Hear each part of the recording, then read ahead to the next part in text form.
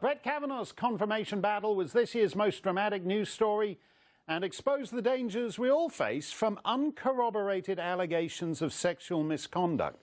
Tucker recently spoke to someone who knows all about the dangers of being wrongly accused. Here's what happened. Well, it's hard for most of us to imagine what it must be like to be Brett Kavanaugh right now, but David Sorensen has some idea. He once worked as a White House speechwriter. He was fired after the Washington Post published an article accusing him of domestic violence. Without a conviction or solid evidence and without much time to respond to the charges, he lost his job and his reputation was destroyed. If current trends continue, a lot of people might learn what that's like. David Sorensen joins us tonight to tell us. David, thanks a lot for coming on. Thanks for having me, Tucker. So I'll just say up front, I know nothing about your marriage or the details even of this case. All I know is that you did not have a chance to respond. There didn't seem to be concrete evidence these charges were true. They were made by someone who had, I think, motive to make them.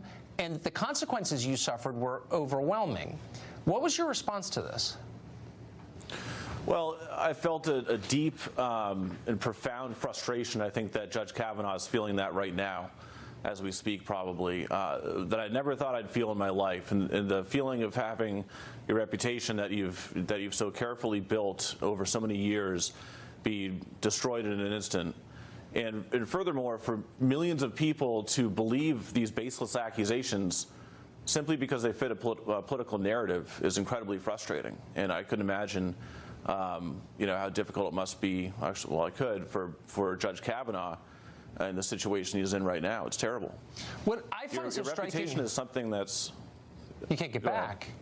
Well, I find so striking, there are lots of crimes committed in this country all the time, and in almost all of them, we wait to hear the evidence, then we weigh it to decide what we think of it. But in this one specific category of alleged crime, we weight it dramatically to one side. So did you feel like you had the onus of proving that you weren't a domestic abuser? Did you feel like people just automatically believed your ex-wife? Yes, absolutely. Even though there was no evidence whatsoever, it was simply a baseless allegation. It contradicts everything we've learned throughout our lives about justice, about fairness. It contradicts the legal system that we've built up carefully over centuries to create a fair forum for getting to the bottom of the truth.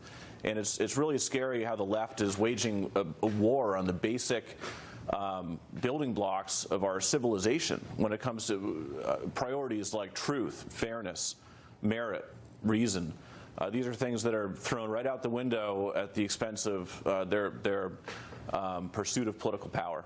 Yeah, and it's also equally shameful to see the media just participate in it so egregiously when they used to be considered, or ideally they were considered to be sort of an arbiter of truth, or an institution in our society that was designed to uncover the truth, and now they're participating in these reprehensible smear jobs. Yeah, well, they're a herd of craven dumb people. It's just such a sad and ominous trend for those of us who have sons. It is terrible, and yeah, it is. Your reputation is something that's gained by the raindrop and lost by the bucketful.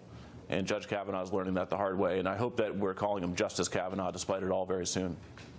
David Sorensen, thank you very much for that. I appreciate it. Well, from